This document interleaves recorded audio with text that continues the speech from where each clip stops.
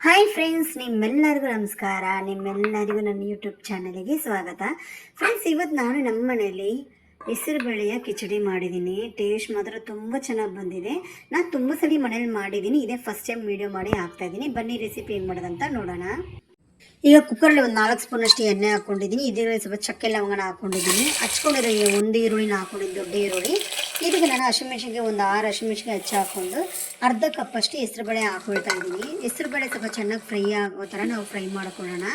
ಇದಕ್ಕೆ 1 ಸ್ಪೂನಷ್ಟು ಶುಂಠಿ ಬೆಳ್ಳುಳ್ಳಿ ಪೇಸ್ಟ್ನ ಹಾಕ್ಕೊಂಡು ಚೆನ್ನಾಗಿ ಫ್ರೈ ಮಾಡ್ಕೊತಾ ಇದ್ದೀನಿ. 2 ಟೊಮೊಟೊ ಹಾಕ್ಕೊಂಡಿದ್ದೀನಿ. ನಾನು ಇವಾಗ ರುಚಿ ತಕ್ಕಷ್ಟು ಉಪ್ಪು, ಒಂದು 1/4 ಸ್ಪೂನಷ್ಟು ಅರಿಶಿನ, 1 ಸ್ಪೂನಷ್ಟು ಧನಿಯಾ ಪೌಡರ್ನ ಹಾಕ್ಕೊಂಡಿದ್ದೀನಿ. ಈಗ ನಾವು ಮಸಾಲಾನ ಚೆನ್ನಾಗಿ ಫ್ರೈ ಮಾಡ್ಕೊಳ್ಳೋಣ. ತುಪ್ಪ ಬೇಕಂದ್ರೆ ಹಾಕೊಬೋದು. ಇದಕ್ಕೆ ನಾನಿವಾಗ 1.5 ಕಪ್ಪಷ್ಟು ರೈಸ್ನ ಹಾಕ್ಕೊಂಡು ರೈಸ್ ವಾಶ್ ಮಾಡಿ ಹಾಕ್ಕೊಂಡಿದ್ದೀನಿ. ಇದನ್ನ ಒಗ್ಗರಣೆಯಲ್ಲೇ ಚೆನ್ನಾಗಿ ಮಿಕ್ಸ್ ಮಾಡ್ಕೊಳ್ಳೋಣ. ಸ್ವಲ್ಪ ಕೊತ್ತಂಬರಿನ ಹಾಕ್ಕೊಂಡು ಚೆನ್ನಾಗಿ ಫ್ರೈ ಮಾಡ್ಕೊಳ್ಳೋಣ ಫ್ರೆಂಡ್ಸ್, ಯಾಕಂದರೆ ಚೆನ್ನಾಗಿ ಸ್ವಲ್ಪ ಫ್ಲೇವರ್ ಕೊಡುತ್ತೆ ಅದರಿಂದ. ಈಗ 1.5 ಕಪ್ಪಷ್ಟು ರೈಸ್ಗೆ ನಾನು ನೀರನ್ನ ಅಳತೆ ಮಾಡಿ ಇಟ್ಕೊಂಡು ಬಿಸಿ ಮಾಡ್ಕೊಂಡಿದ್ದೀನಿ. ಇವಾಗ ಅದನ್ನೇ ಹಾಕ್ಕೊಳ್ತಾ ಇದ್ದೀನಿ. ನಾನು ಇದು ಬೆಳಗ್ಗೆ 5 o'clock ಮಾಡ್ತಾ ಇದ್ದೀನಿ ಕಿಚಡಿ. ಅಪ್ಪುಗೆ ಬಾಕ್ಸ್ ಬೇಕು, ಮಂಡೇ ಅಪ್ಪುಗೂ ಬಾಕ್ಸ್ ಬೇಕು, ನಮ್ಮ ಹಸ್ಬೆಂಡ್ಗೂ ಬಾಕ್ಸ್ ಬೇಕು.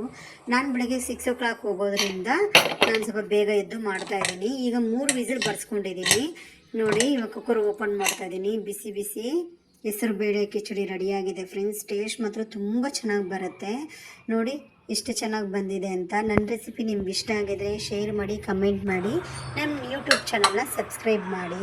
ಇವಾಗ ನಾನು ಇದ್ರ ಜೊತೆ ನಾನು ನೆಂಚ್ಕೊಳ್ಳೋಕ್ಕೆ ಚಟ್ನಿನೂ ಮಾಡಿದ್ದೀನಿ.